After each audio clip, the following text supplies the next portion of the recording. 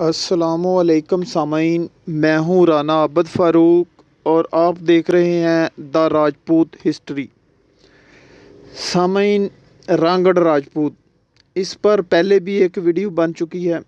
कुछ दोस्तों की फरमाइश थी कि रांगड़ राजपूत पर एक और वीडियो बनाई जाए, तो उन भाइयों की फरमाइश पर ये आज की वीडियो है कि रांगड़ राजपूत कौन है।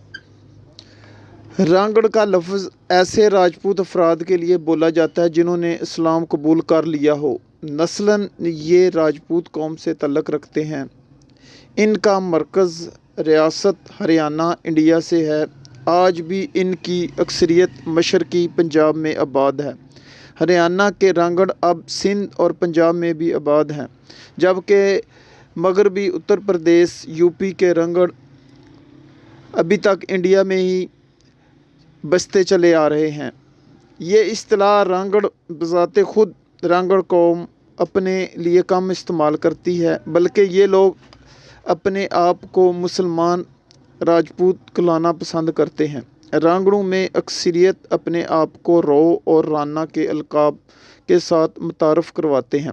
बाज़ अफराद अपना तारफ़ खान या खां से भी करवाते हैं। ऐसे अफराद का तल्लक़ अमूमन हरियाणा से होता है।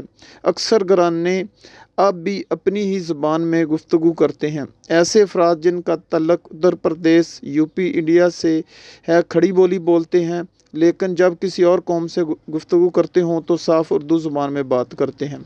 1947 ईस्वी की आज़ादी के बाद बहुत सारे रांगड़ उत्तर प्रदेश यूपी और हरियाणा से हिजरत करके पाकिस्तान आए और सूबा सिंध और पंजाब में आबाद हो गए। ये तमाम मजहबी एतबार से सुन्नी अकीदा है, लेकिन सुन्नियों की दीगर शाखों की तरह देवबंदी और बरेलवी फ़िरक़ों में बटे हुए हैं।